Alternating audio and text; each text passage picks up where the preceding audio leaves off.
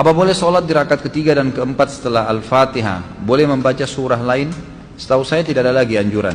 Nabi SAW di dalam hadis Bukhari dikatakan, sholat membaca surah hanya di rakaat 1 dan 2. Rakaat ketiga dan 4 hanya membaca Al-Fatihah. Bolehkah membaca surah yang sama di sebuah rakaat? Misal membaca Al-Ikhlas karena menyukai surah tersebut? Setahu saya sebaiknya jangan. Dianjurkan untuk memvariasikan, karena contoh dari Nabi SAW divariasikan. Tapi bolehkah di setiap rakaat kedua saya membaca Al-Ikhlas? Boleh kalau itu. Karena ada pernah sahabat sering kali membaca di rakaat keduanya Al-Ikhlas. Rakaat pertama diacak sama dia. Lalu dilaporkanlah oleh makmum-makmumnya, ya Rasulullah, orang ini kalau sholat selalu di rakaat kedua Al-Ikhlas. Ditanya, kenapa kau baca itu? Tapi ini sholat yang berbeda ya.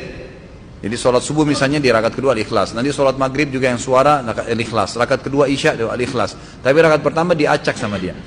Maka kata Nabi SAW, kenapa kau baca begitu? Kata sahabat tadi, karena saya mencintai surah itu ya Rasulullah. Kata Nabi SAW, tidak ada masalah, gitu kan?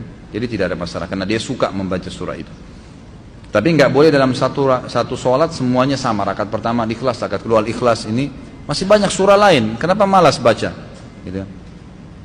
Bolehkah membaca 2 kali atau 3 kali dalam setiap rakaat? Misal setelah Al-Fatihah membaca Al-Ikhlas dan Al-Falaq. Boleh. Membaca dalam satu rakaat beberapa surah boleh. Nabi SAW contohkan itu. Bolehkah membaca suratannya hanya 1 ayat saja? Misal Al-Baqarah 102 dan rakaat kedua Al-Baqarah 255. Boleh saja, nggak ada masalah. Tapi ulama menganjurkan termasuk adab membaca Al-Quran adalah membaca sampai selesai kalau ayat-ayatnya pendek. Ada orang Masya Allah, Allahu Akbar, waladhdallin amin, kul Allahu ahad, Allahu Akbar, ruku. Rakaat kedua Allahu Samad, ruku lagi.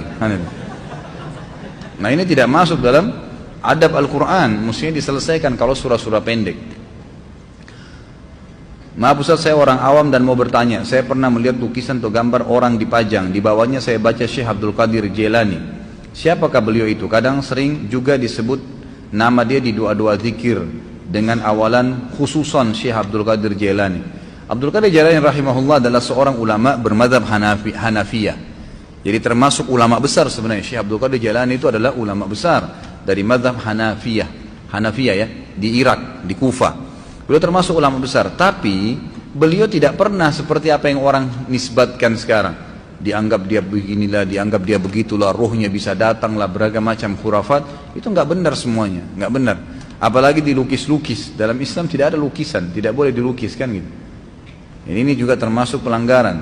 Kalau masalah orang mendoakan, umumnya kata ulama adalah doa itu masuk sampai kepada seluruh muslimin kalau dia umumkan. Kalau dia mau khususkan juga namanya, dia mengatakan, ya Allah ampunilah Abdul Qadir Jailani, misal khusus dia mengucapkan, itu boleh-boleh saja. Tapi lebih penting dia mendoakan dirinya dan kerabatnya. Umum saja, tidak usah dikhususkan nama orang-orang terdahulu. Umumkan, ya Allah ampuni muslimin dan muslimat, yang hidup dan yang sudah mati. Sudah kena semuanya, dapat insya Allah semuanya. Boleh nggak sesudah membaca Al-Quran membaca Sadaqallahul Azim? Tidak pernah ada sunnahnya. Kalau hanya bolehkah atau tidak boleh, ini ulama lebih cenderung mengatakan lebih baik jangan. Lebih baik jangan. Karena Sadaqallahul Azim tidak pernah ada riwayat dari Nabi SAW. Artinya Allah maha benar. Tanpa diucapkan pun Allah pasti benar. Tidak usah diucapin juga tetap Allah maha benar gitu. Apa hukumnya menggerak-gerakkan jari dalam kesolat ketika tasyahud? Sudah saya jelaskan. Hadisnya riwayat Tirmidzi dan dihasankan oleh sebagian ulama hadis, dibolehkan. Kata Nabi SAW, gerakan jari di tasyahud lebih keras daripada cambukan besi bagi iblis. Dan ini dijelaskan oleh sebagian ulama hadis dengan istilah menggetarkan jari ya.